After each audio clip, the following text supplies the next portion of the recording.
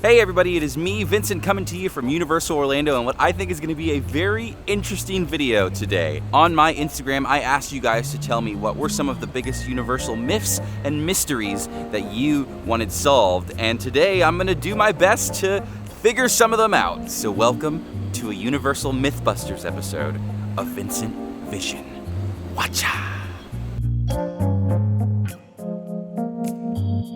Now, I do want to say before we really start getting into this video, some of these myths and mysteries might ruin the magic, specifically with the Wizarding World of Harry Potter Diagon Alley. So if you don't want any of that sort of magic and mystery of that area of the park ruined, you might want to skip those parts of the video. Some of these are going to be a lot easier to solve than others.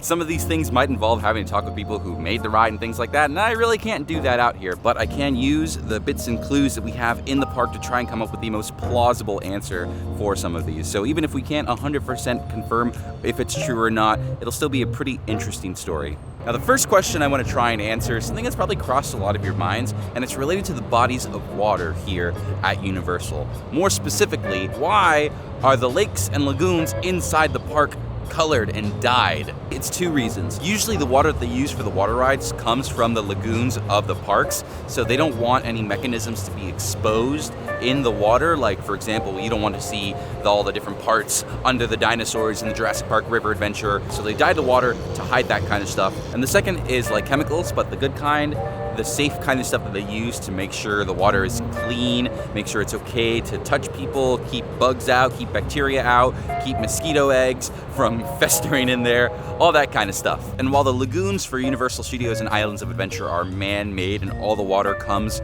from those lagoons, the City Walk water here is actually a bit of a different story. The City Walk waterway is a spring-fed waterway, and you can actually see one of the small springs on the way to Universal from the Hard Rock Hotel. As soon as you cross that first bridge getting out of the hotel, you take an immediate right, you can come down by the water and you can very clearly see a difference in water. It is clear, it is clean, you can see the bottom, and that's not something you can say for the lagoons inside the park. Apparently, while they were digging this all out, they found 7 springs here to fill the waterway, and maybe they would have wanted to call this like the 7 Springs Lagoon, but that would have been too close to Walt Disney World's 7 Seas Lagoon. Bit of a funny story if that's true, but I know for sure if you stand over there, you can see some natural Florida spring water here at Universal. So this one here was another great question that I definitely wanted to solve, and it's been a point of contention for a lot of people, but I can actually debunk this. And the question is the compass on the balcony of Jimmy Fallon truly the center of Universal?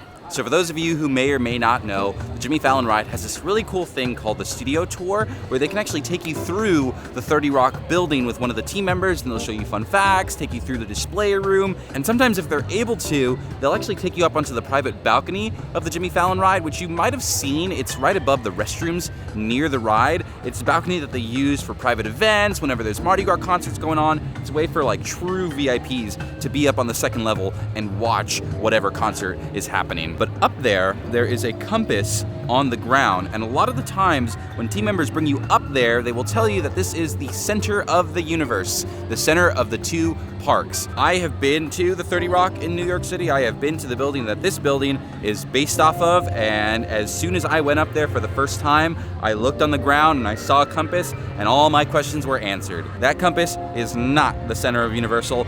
It is simply there because it exists in the Top of the Rock Observatory in New York City. Here is a picture of it. This is what it looks like. This is the one at Universal. I think it is there just because it exists in New York City. And yeah, you can pull up the parks on like Google Maps and see where your little dot is, and it does kind of look like the center, but I think the actual center of Universal Orlando is somewhere within the sound stages. So like maybe this is kind of like a half-truth. It is like the closest center point that guests can get to, but the real center is in the sound stages. That is there just because it exists in New York City. If there's one thing that could be said about Universal Orlando fans, is that they have a lot of love in their heart for those classic, dearly departed Universal attractions. One of the biggest changes and one of the most drastic was when Jaws closed to make way for Diagon Alley. And while Universal finds ways for fans to be able to pay tribute to those old attractions, the big shark that used to hang at the entrance of the Jaws ride can be found near Shea Alcatraz in the San Francisco area of the park. There's now a summer tribute store dedicated to some of the classic Universal movies that also used to have rides here. I often hear some really wild rumors about what might have happened to the actual sharks that they used for the Jaws ride, and somebody asked me specifically if they buried the shark from the Jaws ride under the fountain here in the London area of Diagon Alley. Now that's a pretty far-fetched idea, but I did look at some older construction photos. There is one really great one from Matt Hopkins Photography. He took a flyover construction photo of Diagon Alley when it was being built, and you can see where the fountain is. And for a second I thought like, could they do that? But it's pretty obvious, or at least very unlikely, that that is not the case. There is no giant shark buried under the fountain because you actually need pipes and water construction stuff, whatever you want to call it, to make the fountain here in the London area an actual functioning fountain, which it is. So there's probably not any giant shark buried under it, but there are Jaws references hidden throughout Diagon Alley that I would be happy to show you. The first one can be found in the London area of Diagon Alley. Right by the phone booth, there's the record store. All those records there are supposed to be references and in-jokes to the creative team when they built Diagon Alley, but there is a reference to Jaws in the records, more specifically the record called Here's to Swimming with Bow-Legged Women by the Quint Trio, which is actually a reference to a scene in the Jaws movie. Here's to swimming with bow-legged women. There's also the shrunken heads in one of the windows in Nocturne Alley. They sing Show Me the Way to Go Home, which is a sea shanty they sing in the Jaws movie. Show me the way to go home, home, home. I'm tired and I wanna go to bed. And there was another one I've checked, and it doesn't seem to be there anymore, but I very distinctly remember at Mr. Mole Pepper's Apothecary window display near Florian Fortescue's ice cream parlor, they used to have a pair of jaws from a shark hidden behind all the pots and plants. Not there anymore for whatever reason, but that was a pretty on-the-nose reference to, well, Jaws. Now, one of the biggest mysteries here in Diagon Alley is one that, like, I almost don't want to talk about, but it's something that everybody asks when they come here, and it is, when does the dragon breathe fire? That iconic Diagon Alley dragon that sits on top of Gringotts Bank. You see it in the commercials, you see it in people's pictures.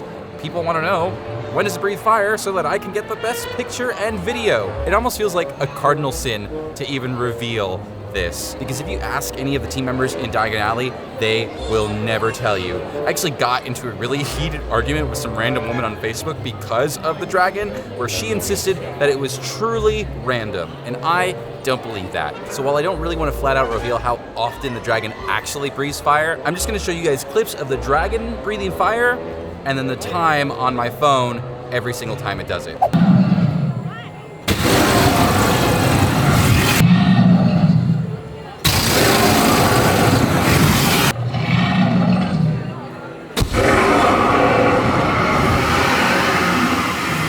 If you look at that, that is probably when you would expect the dragon here in Diagon Alley to breathe fire. That grumble right there, that is not the dragon, okay? If you hear that, ignore that. That's just meant to be like a train. And while we're out here ruining all the Harry Potter magic, let's talk about Grimmauld Place. More specifically, Kreacher, the house elf that shows up in the window over here. It seems to be a bit of an urban legend that you have to knock on the door to make Kreacher show up, but that is not the case. I stood out here for 3 Kreacher peek outs, and he came out about every 45 seconds to a minute. So it's cool to have if you want the kids to feel like they did something, but you don't really need to knock on the door. And the last myth or mystery I have for today's video is gonna be here in Islands of Adventure at Poseidon's Fury. And it is all about the fabled wading pools here at the ride. Now, a long time ago when Poseidon's Fury was being built, apparently there was going to be a kid water play area associated with the entrance for the ride, this grand temple of Poseidon facade. For one reason or another, it didn't work out, whether they just didn't really want to do anything to it, or it might have been a big safety concern to have a wading pool where kids can like run around and play in, ankle-high water. It never actually happened. But there are remnants of it. When you are looking at the Poseidon's Fury entrance, you can very easily look ahead and see there are steps leading into a small pool of water, even sort of like an ADA accessible way to get into that body of water. And if you go towards the exit of the ride, there's actually a path that leads directly into it. Now, I've tried to find concept art that shows the kiddie pools in use. I wasn't really able to find any of that, but there are some small stories around the internet talking about those pools, and I think the evidence that has been left here is pretty obvious. To add another layer to back this whole theory up, one of the big themes of Islands of Adventure is water. This is the Islands of Adventure. When this park first opened up, you cross over on bridges to get to the different islands, and each of them, with the exception of Marvel Superhero Island, all have some sort of water play element to them. Toon Lagoon has the water fountains at the entrance of the land. In Jurassic Park, there's the boat splash, Camp Jurassic. Seuss Landing has If I Ran the Zoo. The water that you drink here, because it's so freaking hot, it's all about water here at Islands of Adventure. So it's an interesting theory, not officially proven, but there's a lot of evidence here in the park that just makes it make sense.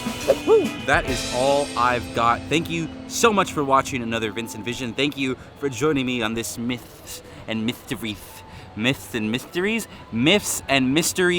video. I'm sure we haven't explored all the secrets that these wonderful parks have to offer, but I hope that the ones that I've covered today were interesting and maybe something that you didn't really know about before. I'm gonna get on out of here.